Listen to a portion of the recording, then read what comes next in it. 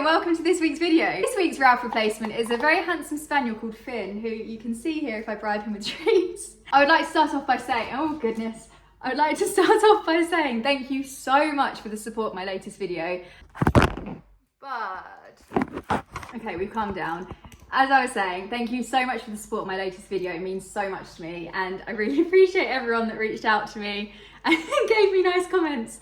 In this week's video, I will be making my final team selection. If you watched my last video, you'll know my transfer plans. I'm sticking with those, but I need to sort out my bench and obviously pick my captain. 3 guesses who I'm going for. I thought I'd say now, next week, I'm hoping to film a video on Tuesday reviewing my team, but I'm staying in a hotel and the hotel doesn't look very nice. So I'm not holding out too much hope that the lighting will be good and the backdrop will be nice. It may be a case that I just upload a slightly longer video next Thursday where I'll do my team review plus my transfers, but fingers crossed I can do 2 videos. Also, just to acknowledge the chaos that's going on in the background, I'm moving on Saturday into a new apartment, which is why there are boxes that are taller than I am. So imagine me with these massive muscles lifting those through my building. It will be very interesting, but hopefully it'll be fine. But now let's get into my final team selection. Here we go, my friends. So, Kulusevski. Oh, is he injured?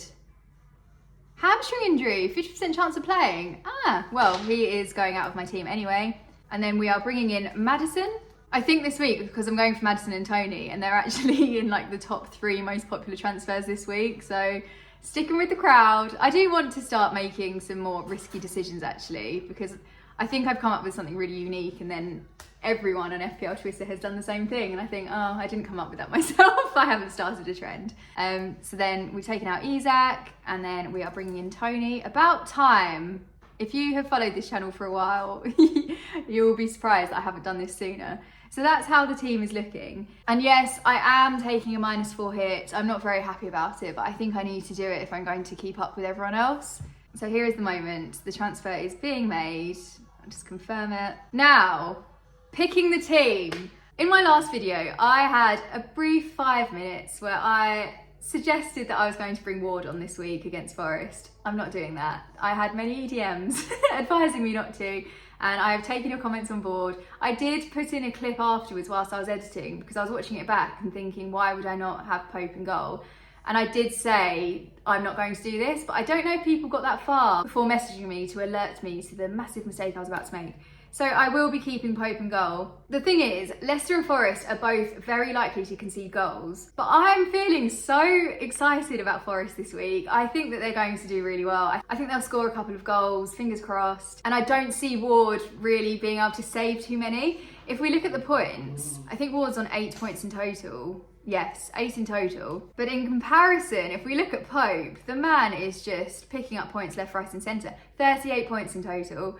And his game against Palace, I think he made 9 saves. And then this is fantastic because it translates into bonus points. So as keepers go, it's such a good way to just gradually build up those points and get some momentum. And then that can actually separate you from the rest.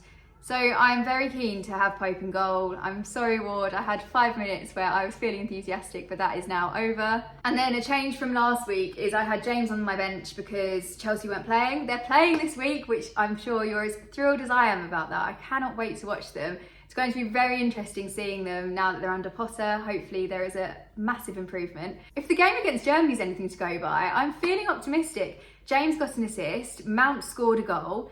We could potentially have a bit of a Mount resurgence in Fantasy Premier League. Everyone will start bringing him in because they're just going to be unstoppable on the pitch. That's what I'm persuading myself is going to happen. I'm full of optimism. It's a new era. Chelsea are ready to go. So hopefully we will see that translated into points as well. I would love it if Reece James just has a massive haul this week. It is a long time coming, so hopefully. Another big concern for a lot of you was also the fact that I had Andreas in my team and I didn't have Gordon. Have no fear, I have rectified the situation. Everton are playing against Southampton this week, and Southampton are yet to keep a clean sheet. So I'm hedging my bets that Gordon will pick up some points. If we could have a Brentford Leeds kind of scenario, 6 or 8 points or even more, that would be very, very welcome. But I'm excited to bring Gordon on this week. I don't think I've played him since I did my wild card, so hopefully he does not disappoint. I also think the benefit of putting Andreas on the bench is there's no point of having double Fulham attack. I've already got Mitrovic. I'm fully expecting him to get at least a goal against Newcastle, so hopefully he does the job and I won't miss Andreas. I do have a bit of a love-hate relationship with him. Throughout my time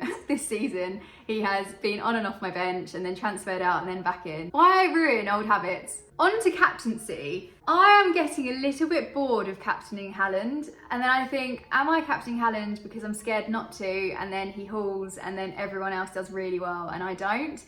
Or do I think this is actually a really good fixture for him?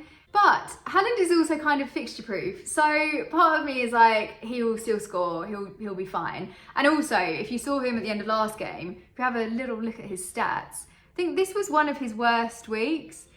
Oh no, so he only got 5 points against Bournemouth, but he got 6 points against Wolves. And I sense disappointment from the man. He only scored 1 goal and we're used to hat-tricks.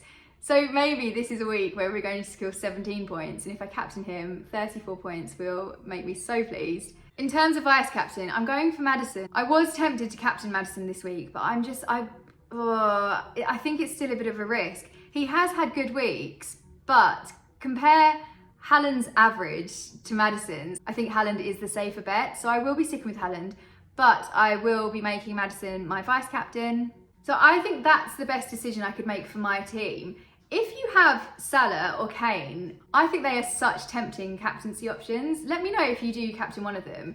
Liverpool are playing against Brighton, and I can see Salah finally doing something this week. I have made sure that my team is in a position where I can easily bring Salah back, potentially taking out De Bruyne, bringing in Salah, I don't know. We'll see how we're looking by game week 12 when City aren't playing. And as I touched on, Kane is a very tempting captaincy option. It's the first North London derby of the season, so it's going to be a good one. I can see goals here, there and everywhere. Kane has got such a good record against Arsenal. In 16 games, he's scored 13 goals, and I just feel as though everyone is going to be working around Kane because it's like his thing. That's my advice. I think if you have Kane, I would definitely consider captaining him, and I'm kind of gutted that I don't have him on my team. But I love my front three. This may change after this game week when Tony Mitrovic and Haaland all blank, but hopefully that doesn't happen.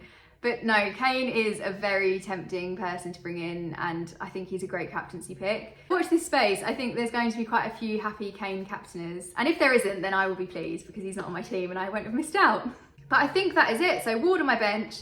Nico Williams, I would love to bring him in. And as much as I think Forest are going to have a good week this week, I just can't do it from a defensive perspective. I think they're going to concede goals and it's too much of a risk to lose points that way. Emerson again, I'm feeling optimistic for Spurs, but a defender, Arsenal are likely to score, so Emerson is staying on the bench. And then Andreas, we have been through, don't worry, again, everyone that messaged me to tell me to not play him, he is not being played, he is remaining firmly on the bench. So that's my team selection for this week. I'm feeling slightly more confident about my team because I did receive some positive comments on it on my YouTube channel. Hopefully this is the week that I get way above average because at the moment it is very, very close to the average score. You can keep up with how my team's doing over the weekend. I will be tweeting at Yelena FPL. My Instagram handle is also in the description, as well as my mini league. So join the Yellow League because there's over 250 of you now. So it's getting competitive and I'm still not winning, but at some point it will happen. But thank you so much for watching and I will see you in the next video.